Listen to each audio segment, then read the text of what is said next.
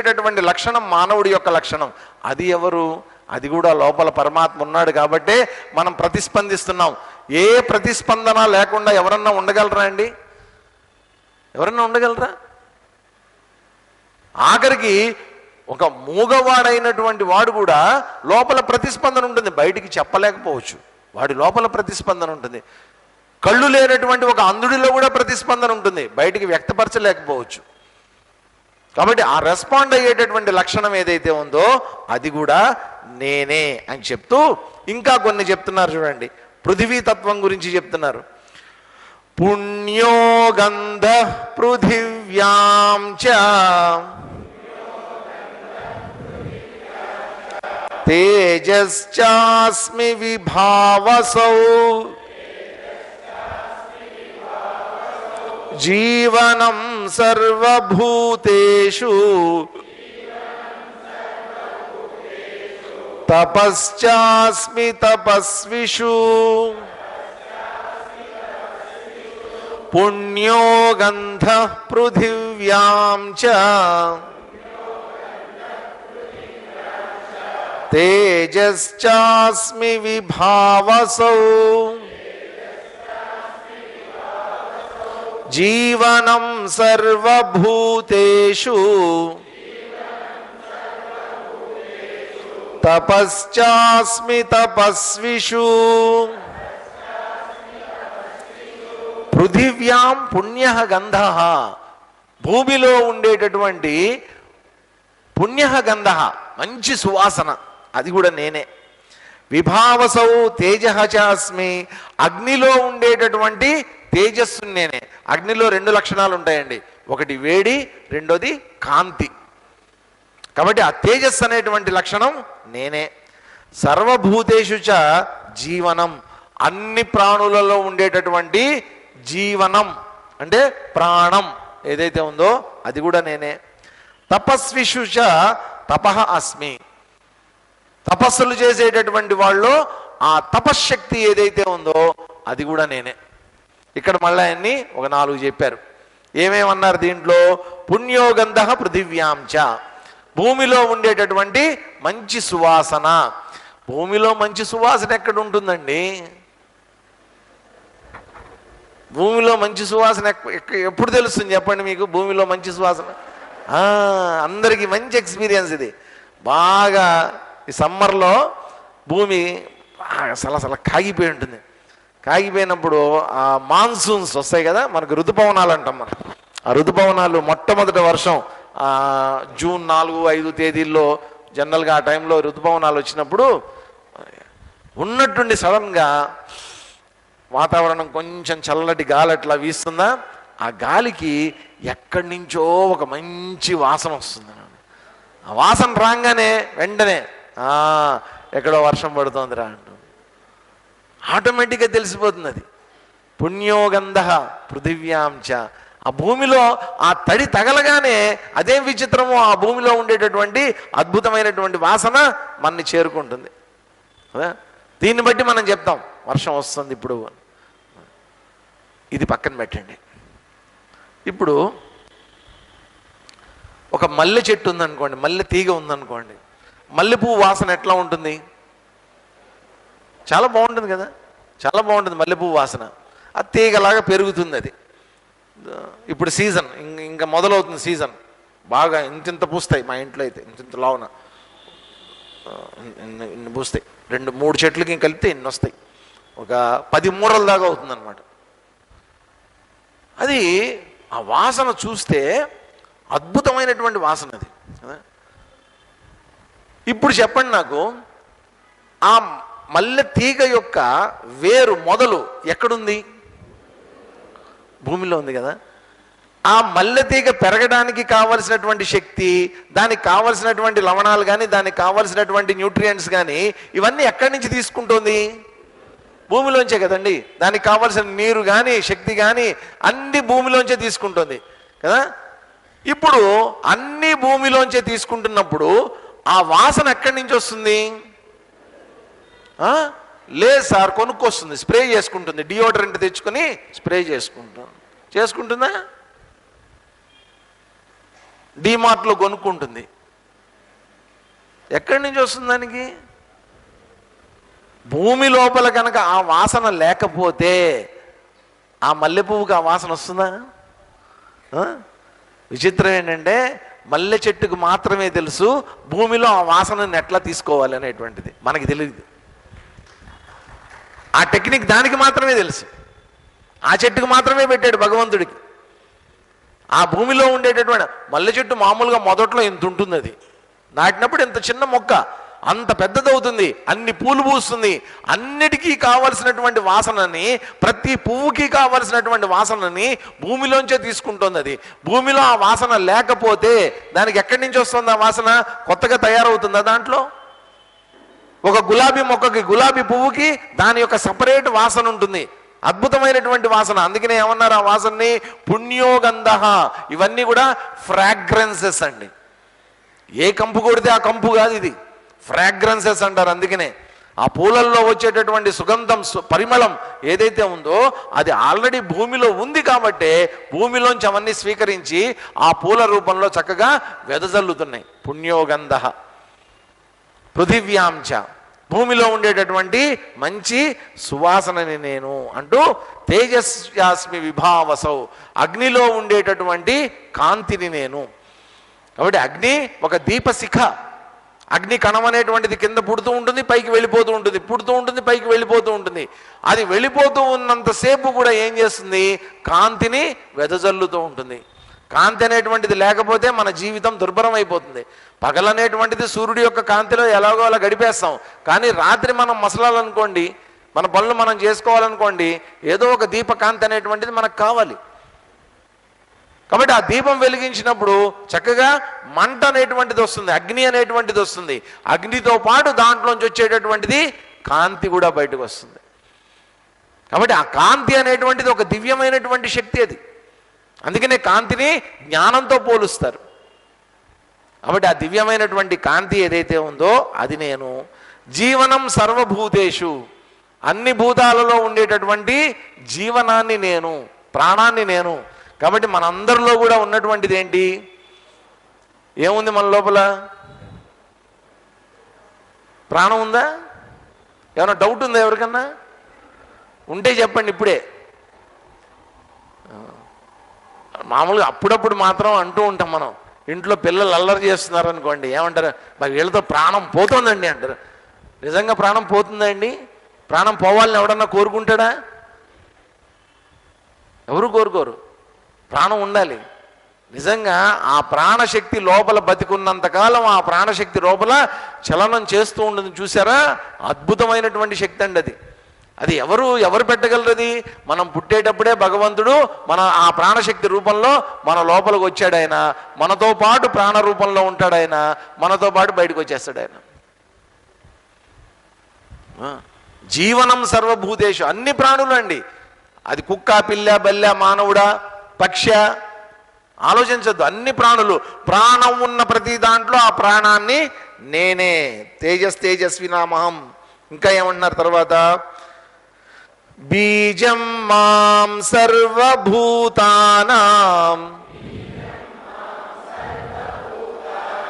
విద్ధి పార్థ సనాతనం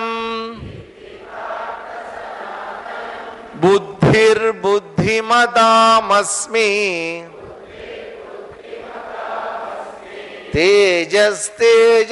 తేజస్వినామహం బీజం మాం సర్వభూతానాం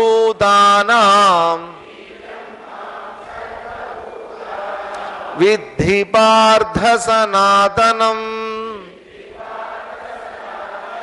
బుద్ధిర్బుద్ధిమతామస్మి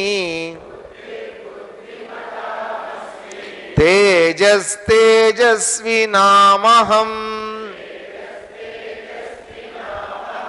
పార్థ మాం సర్వభూతానాం సనాతనం బీజం విద్ధి. నన్ను తెలుసుకో, విద్ధి తెలుసుకో. ఎలా తెలుసుకుంటావు?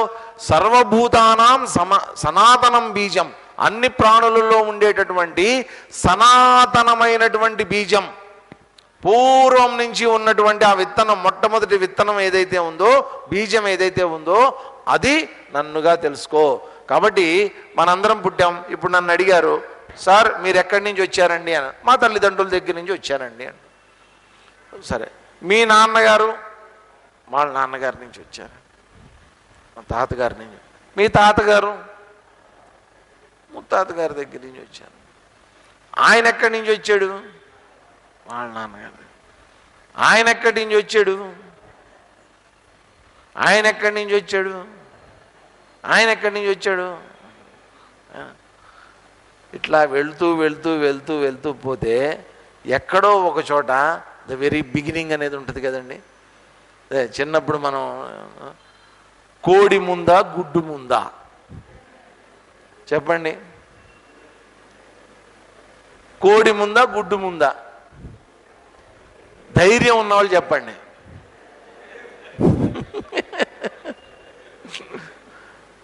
కోడి అంటేనేమో గుడ్డు అంటారు, గుడ్డు అంటేనేమో కోడి అంటారు. మేమేమంటామంటే వేదాంత కోడో గుడ్డో ముందు ఏదో ఒకటి ఉండాలి కదయ్యా. ఏది ఉంటే అది. అది కోడన్నా అనుకో, గుడ్డు అన్నా అనుకో, మాకు అనవసరం. అది కోడే గుడ్డ ఉండే మేము ఆలోచించట్లా. ఆ మొట్టమొదటి ఉన్నటువంటిది ఏదైతే ఉందో అది కోడన్నావని గుడ్డన్నావని నువ్వు వెతుక్కో కావాలంటే. మా టైం వేస్ట్ చేయొద్దు అనవసరంగా. మేము చెప్పేది ఏంటంటే బీజం.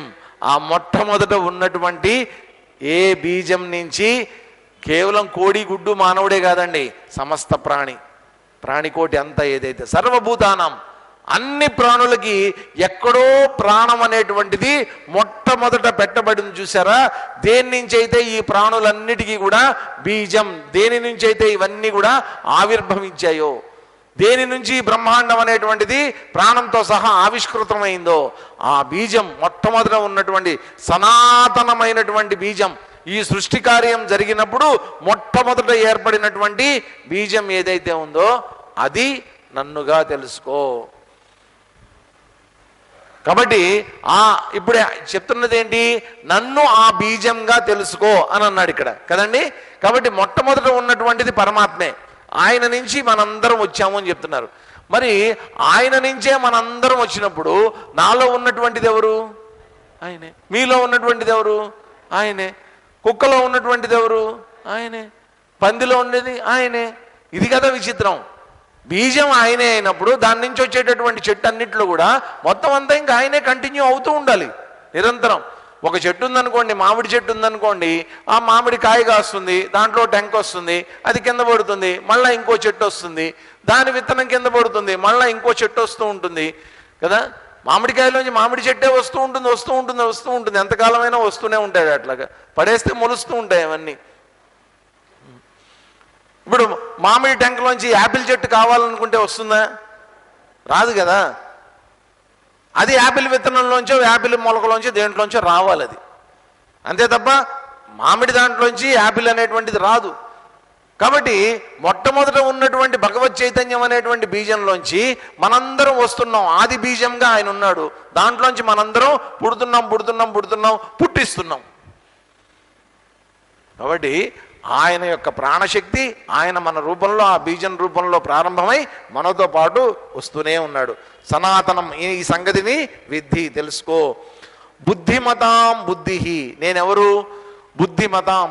బాగా బుద్ధి కలిగినటువంటి వాళ్ళల్లో వివేకము, బుద్ధి ఏదైతే ఉందో, చాలా బుద్ధిమంతుడండి అంటాం. కొంతమందిని చూసి మనం చాలా బుద్ధిమంతుడండి అంటాం. కొంతమంది ఏంటంటే నిజంగానే వాస్తవంగానే బుద్ధిమంతులుగా ఉంటారు వాళ్ళు.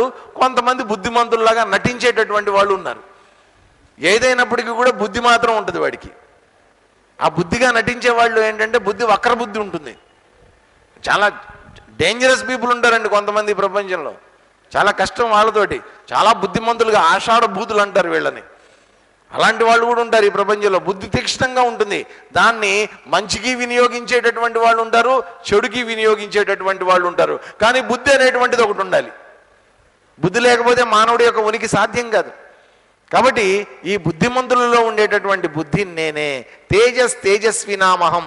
కొంతమంది ఎట్లా ఉంటారట, వాళ్ళని చూడంగానే వాళ్ళల్లో ఒక రకమైనటువంటి తేజస్సు అనేటువంటిది పుట్టిపడుతూ ఉంటుంది. వాళ్ళ కళ్ళల్లో కానివ్వండి, వాళ్ళ బిహేవియర్లో కానివ్వండి, వాళ్ళ మాటల్లో కానివ్వండి, ఒక రకమైనటువంటి తేజస్సు అనేటువంటిది ఉంటుంది. ఒక ఆరా అంటాం మనం ఈ రోజుల భాషల్లో చెప్పుకోవాలంటే. ఆరా.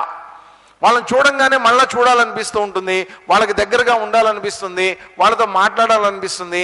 ఏదో ఒక రకమైనటువంటి ఒక అట్రాక్షన్ ఉంటుంది వాళ్ళల్లో. తేజస్సు అంటాం మనం, కొంతమందిలోనే ఉంటుంది అది. కాబట్టి ఆ తేజోవంతులలో ఉండేటటువంటి తేజస్సు ఏదైతే ఉందో అది నేను. ఇంకా ఎవరట ఆయన చెప్తున్నారు చూడండి తర్వాత శ్లోకంలో, బలం బలవతాం చాహం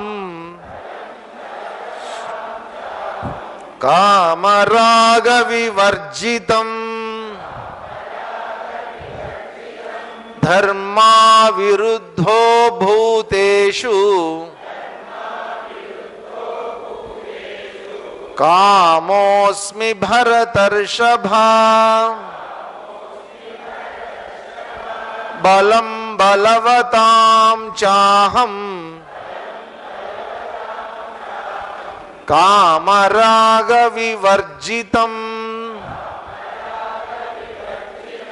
ధర్మా విరుద్ధో భూతేషు కామోస్మి భరతర్షభా. భరతర్షభ, భరత వంశంలోనే శ్రేష్ఠుడైనటువంటి వాడా ఓ అర్జున, అహం బలవతాం కామరాగ వివర్జితం బలం చ. నేనెవరిని అంటే బలవంతులలో ఉండేటటువంటి బలాన్ని నేనే. కానీ అది ఎటువంటి బలం అయి ఉండాలి? కామరాగ వివర్జితం. కొంతమందిలో బలం ఉంటుంది, ఆ బలాన్ని దేనికోసం వినియోగిస్తారు? వాళ్ళు స్వార్థ ప్రయోజనాలకి వినియోగిస్తారు, స్వార్థంగా కోరికల్ని తీర్చుకోవడం కోసం వినియోగిస్తారు, అవతల వాళ్ళని పీడించడానికి వినియోగిస్తారు. అటువంటి బలం ఉంటుంది వాళ్ళల్లో. అది బౌద్ధికమైనటువంటి బలం కావచ్చు, శారీరకమైనటువంటి బలం కావచ్చు, అంగబలం కావచ్చు, అర్ధబలం కావచ్చు, ఏదైనా సరే ఆ బలం అనేటువంటిది పరుల్ని పీడించడానికి, అధర్మం చేయడానికి వినియోగించేటటువంటి వాళ్ళు ఉంటారు. కానీ ఇక్కడ చెప్తున్నటువంటిది ఏంటి? బలం ఉండాలి, బలం అందరికీ ఉంటుంది. ఎటువంటి బలంలో నేనుంటాను చెప్పాను. కాబట్టి ధార్మికమైనటువంటి బలం. దాంతోపాటు ఏమన్నారు? కామరాగ వివర్జితం అంటే కోరికలు లేనటువంటి, రాగం అటాచ్మెంట్ లేనటువంటి కార్యాలకు ఉపయోగించేటటువంటి బలం ఏదైతే ఉందో ఆ బలాన్ని నేను. దాంతోపాటు వెంటనే ఏమన్నారు? ధర్మా విరుద్ధో భూతేషు కామోస్మి భరతర్షభ. కోరిక కూడా నేనే. అంటే మన లోపల చూడండి, ఇచ్ఛాశక్తి అంటాం మనం. ఒక ఇచ్ఛాశక్తి అంటే ఏదో ఒకటి చెయ్యాలి, సాధించాలి అనేటువంటి ఒక తపన ఉంటుంది మన లోపల. ఏదో ఒకటి చెయ్యాలి, కొత్తగా ఏదన్నా చెయ్యాలి, చేసి నిరూపించాలి, ఇంకా ఏదో ఉద్ధరించాలి, ఇంకా ఏదో చేసుకోవాలి. ఒక కోరిక. ఆ కోరిక అనేటువంటిది కూడా ఒక శక్తి అండి. అది ఎవరి శక్తి? ఇది భగవంతుడి శక్తి. అయితే ఏ కోరికలో భగవంతుడు ఉంటాడో చెప్తున్నాడు. ధర్మా విరుద్ధో భూతేషు. కోరిక కోరుకో, కానీ ఎటువంటి కోరిక కోరుకోవాలి? ధర్మబద్ధమైనటువంటి కోరిక అయితే పర్వాలేదు, కానీ ధర్మానికి విరుద్ధమైనటువంటి కోరిక అయితే మాత్రం నాకు సంబంధం లేదు. ధర్మబద్ధమైనటువంటి కోరికలో మాత్రమే నేనుంటాను. అదేంటండి? ఆ కోరికలో ఆయన ఎందుకు ఉండడు? ధర్మబద్ధమైనటువంటి కోరికలోనే ఆయన ఎందుకు ఉంటాడు? ఎందుకంటే ఆయనే ధర్మం కాబట్టి. ఆయనే ధర్మం. ఇంతకుముందు చెప్పాడు కదా, ధర్మాన్ని రక్షించడం కోసం నేను మళ్ళీ మళ్ళీ మళ్ళీ మళ్ళీ యుగే యుగే వస్తూ ఉంటాను అని చెప్పాడు. కాబట్టి ధర్మం ఆయనే కాబట్టి ఆ ధర్మం వల్ల వచ్చేటటువంటి కోరిక ఏదైతే ఉందో ఆ కోరిక కూడా ఆయనే. కాబట్టి ఇప్పుడు ఆలోచించండి, నాకు ఉన్నటువంటి కోరికలు ధర్మబద్ధమైనవా అధర్మమైనవా ఒక్కసారి ఆలోచించుకోండి. కోరుకోవడం తప్పులేదండి, ఎవ్వరు వద్దనరు. ఏ వేదం కానీ, ఏ ఋషి కానీ, ఏ శాస్త్రం కానీ చెప్పదు కోరికలే వద్దు అని చెప్పదు. కోరుకో. ఎలాంటి కోరిక కోరుకుంటావు? ధర్మబద్ధమైనటువంటి కోరిక కోరుకో. ధర్మబద్ధమైనటువంటి కోరిక నిన్ను ఎక్కడికి తీసుకుని వెళ్తుంది? భగవంతుడి దగ్గరికి తీసుకుని వెళ్తుంది. కాబట్టి భగవంతుడి దగ్గరికి తీసుకుని వెళ్ళిన తర్వాత ఏం జరుగుతుందో తెలుసా అండి? ఆ కోరిక అనేటువంటిది భగవంతుడిని చేరుకోగానే ఆ కోరిక కూడా డ్రాప్ అయిపోతుంది. భగవంతుడిని తెలుసుకోవాలనే కోరిక ఉండడం మంచిదే, మోక్షాన్ని పొందాలి అనే కోరిక ఉండటం మంచిదే. మోక్షం పొందిన తర్వాత ఏమవుతుంది? ఆ కోరిక కూడా దాంతోపాటు వెళ్ళిపోతుంది. మామూలుగా ఇప్పుడు ఈ గేమ్స్ వస్తూ ఉంటాయి టీవీలో, ఏషియన్ గేమ్స్, ఒలింపిక్స్, ఇవన్నీ దాంట్లో ఒక విచిత్రమైనటువంటి గేమ్ ఉంటుంది, మీరు ఎప్పుడన్నా చూసి ఉంటారు, పోల్ వాల్ట్ అంటారు. పోల్ వాల్ట్ ఐడియా ఉందా మీకు? ఓ పెద్ద కర్ర ఒకటి ఉంటుంది, పరిగెత్తుకుంటూ వస్తారు, అది పట్టుకొని పరిగెత్తుకుంటూ వచ్చి ఏం చేస్తారు, నేలకేసి కొట్టి జుంబని పైకి లేస్తారు. పైకి లేచిన తర్వాత అక్కడ పైన ఎక్కడో ఒక క్రాస్ బార్ ఉంటుంది అనమాట. ఆ క్రాస్ బార్ని దాటి అవతల బుడుంగని దూకేస్తారు. దూకేసేటప్పుడు ఏం చేస్తారు వాళ్ళు, ఆ చేతిలో ఉండేటటువంటి కర్రని వదిలేస్తారు.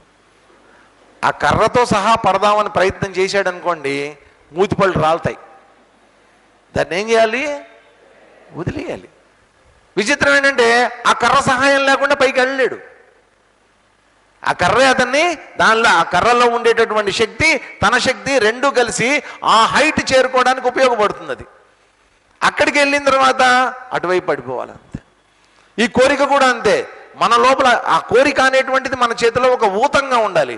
మనని ఉత్తమమైనటువంటి స్థితికి తీసుకుని వెళ్ళడానికి ఒక ఊతంగా ఉపయోగపడుతుంది. ఆ స్థితికి చేరుకున్న తర్వాత ఏమవుతుంది, ఆ కోరిక కూడా దాని అంతటిదే డ్రాప్ అయిపోతుంది, పడిపోతుంది అది. కాబట్టి ఈ కోరిక దేనికోసం ఉండాలి, ఇది పరమాత్మను తెలుసుకోవాలి అనేటువంటి కోరిక కనుక ఉంటే అటువంటి కోరికలో నేనుంటాను. ధర్మా విరుద్ధో భూతేషు కామోస్మి. కాబట్టి ధర్మబద్ధమైనటువంటి కోరికలు ఎన్నైనా కోరుకోండి, అవన్నీ భగవంతుడి దగ్గరికే తీసుకెళ్తామని. కోరిక ఉండడంలో తప్పు లేదండి అని తన గురించి చక్కగా ఎక్కడెక్కడైతే ఇందాకల్లా పంచభూతాలు చెప్పాడు కదా, మొత్తం 5 భూతాలు, దాంట్లో మళ్ళా మనస్సు, బుద్ధి, అహంకారము, వీటన్నిటి ద్వారా తను ఎలా వ్యక్తమవుతున్నాడు. కాబట్టి భగవంతుడిని నేను చూడాలి అంటే వీటిల్లోంచి నేను ఎలా చూడాలి ఆ చైతన్యాన్ని, శ్రీకృష్ణ పరమాత్మని అనేటువంటిది ఇక్కడ కేటగారికల్గా ఒక్కొక్కటి చెప్పుకుంటూ రావడానికి ప్రయత్నం చేస్తున్నాడు. ఇంకా కొన్ని ఉన్నాయి, రేపు చూద్దాం ఇట్లాంటివన్నీ. అందరం కాసేపు నిశ్శబ్దంగా ఈ చైతన్యం ఏదైతే ఇప్పటిదాకా చెప్పిందో, కోరికలో ఉండేటటువంటి భగవంతుడిని నేనే, శక్తివంతుల్లో ఉండేటటువంటి శక్తిని నేనే, నా లోపల ఉండేటటువంటి ప్రాణాన్ని కూడా భగవంతుడే, ఈ విషయాలన్నీ కూడా ఒకసారి స్మరణ చేసుకుంటూ నా లోపలే ఆ చైతన్యాన్ని చూడటానికి ప్రయత్నం చేద్దాం. ఇక్కడ మనం ఆ పరమాత్మకి పెట్టుకున్నటువంటి పేరు ఓం. ఈ ఓంకారాన్నే మనం రోజు మనం చాంట్ చేస్తున్నాం. చేస్తూ ఆ పరమాత్మ తత్వాన్ని స్పృశించడానికి ప్రయత్నం చేస్తున్నాం మనం.